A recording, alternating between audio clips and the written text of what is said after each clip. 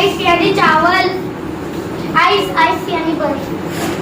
stone stone यानी पत्थर, turn turn यानी गीत की धुन, वन वन यानी खाने की थाली, लेट लेट यानी दे, एक यानी कोन स्कोन यानी छोटा केक, कोन कोन यानी बकलू